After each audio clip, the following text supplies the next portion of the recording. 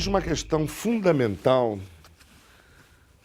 que se expressa no próprio título do grupo aqui de São Paulo, que é a ruptura. Ruptura com o quê? Ruptura com a arte do passado. Agora, arte do passado, o quê?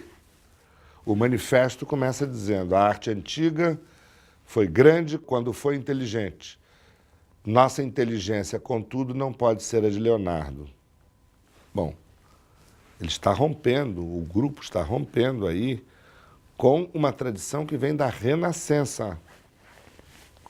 Isso mostra que no Brasil esse tipo de compreensão ou não existia, ou existia de maneira dispersa e rarefeita ao ponto do Valdemar Cordeiro. Isso eu acho uma coisa reveladora da situação brasileira daquele momento. O Manifesto Ruptura primeiro rompe com a Renascença, depois ele rompe com o naturalismo errado das crianças, dos primitivos, dos surrealistas, dos expressionistas, etc. E, por último, ele rompe com a própria arte abstrata, o abstracionismo hedonista, o abstracionismo que é feito apenas por prazer, por pintar, não pintar, que é abstração informal. Então, vejam, num único manifesto, tá, se faz a ruptura com a arte clássica e com outras tendências da arte moderna. Se isso é feito num manifesto, é porque isso nunca havia sido feito antes. Acho que o modernismo brasileiro começa aí, e não em 22 ou não antes de 22, como muitos autores hoje mostram, né? Porque, na verdade, se eu fosse olhar a arte moderna brasileira com olhos corderianos, eu diria que ela inventou formas novas a partir de princípios velhos. E quais são esses princípios? Esses princípios são vitais para você entender a ruptura. Ele, nesse texto Ruptura, ele vai pegar Leonardo da Vinci, que foi inteligente, como a arte concreta quer sê-lo também, e diz o seguinte: qual é o princípio fundamental da pintura renascentista, que era pensada como uma janela que enquadra uma determinada cena, ou seja, o quadro é um buraco. Tá? Qual é a primeira característica dessa cena renascentista? É dada pela perspectiva, que, por sua vez, só pode ser feita a partir da demarcação da linha do horizonte, ou seja, qual é o infinito em que as paralelas se encontram, se você falar do ponto de vista de um terráqueo. Uma estrada, né, que, se for sobrevoada de helicóptero, as margens são sempre paralelas, nós a vemos convergindo onde? Na linha do horizonte. Daí a linha do horizonte foi escolhida pelo Ocidente como o lugar onde as paralelas se encontram e onde você pode fabricar, construir, por meio da perspectiva, a ilusão de profundidade. Como é que você rompe com essa concepção espacial ilusionista de uma tridimensionalidade que o objeto quadro não possui? Como é que você faz isso? Acabando com a perspectiva. Contra a tridimensionalidade ilusionista, a bidimensionalidade objetiva, concreta do quadro, que só tem duas dimensões. As pessoas tendiam, no passado, a ver o que cada pintura representava. Dizer assim: ih, olha essa montanha aqui, que beleza. Poxa, mas essa mulher aqui está meio gorda. E esse cavalo está empinando errado. Você só não dizia o que era pintura. E uma das coisas que, não só, mas uma das coisas que o artista concreto se preocupa, tá, é dizer que uma pintura, parafraseando a Gertrude Stein, uma pintura é uma pintura, é uma pintura, é uma pintura, é uma pintura. E uma pintura, qual é a verdade da pintura? Ela é um espaço planar, de duas dimensões. A pintura chamada modernista brasileira não tinha rompido com nada disso. Tinha uma certa perspectiva e tinha o segundo ponto. Espacialmente é contra a tridimensionalidade e a bidimensionalidade, mas a pintura clássica, a história da pintura nos mostra que a cor, para ser uma cor natural, para ser uma cor satisfatória, ela precisava ser misturada na palheta, né? O Mondrian já havia dito o seguinte, que não basta você ter abstração de forma, você tem que ter cores abstratas. Quais são as cores abstratas? Não é o cian, magenta e amarelo, não, que isso é cor de gráfica, cor de design.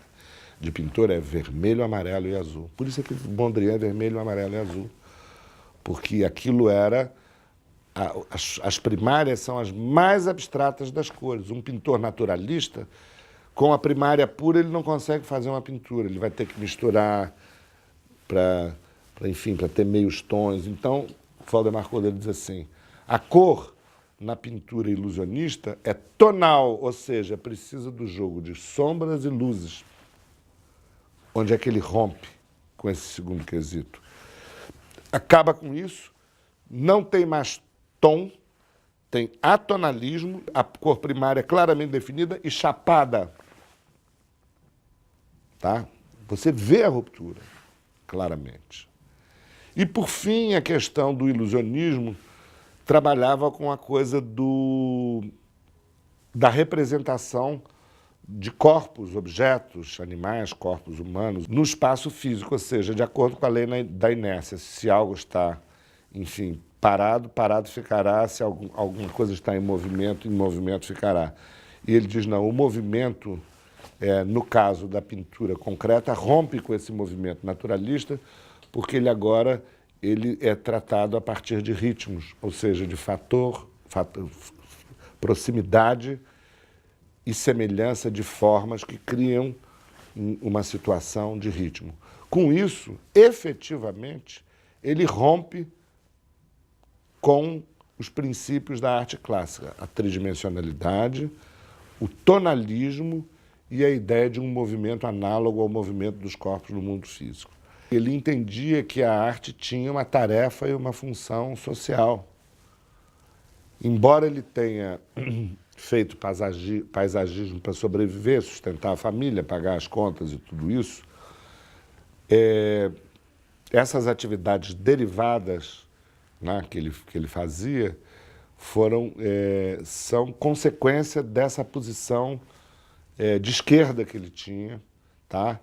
Ele tinha uma relação totalmente desmistificadora com esses discursos da criação, da criatividade, que vem não sei de onde.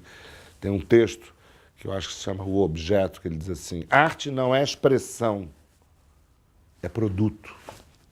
Dizer que arte é produto é aproximá-la da atividade daqueles que trabalham, dos operários, de qualquer pessoa que trabalha, porque as pessoas que trabalham produzem.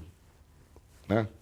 Mas a ideia de criação é imantada por demais de divindade para um cara como o Valdemar Cordeiro adotá-la como critério. Então vocês vejam o seguinte, quer dizer, não dá para perder em nenhum momento nessa exposição o norte da bússola de Valdemar Cordeiro, que tinha sua ação pautada por princípios. A década de 50 marca internacionalmente o canto do cisne das poéticas abstrato-concretas. Né?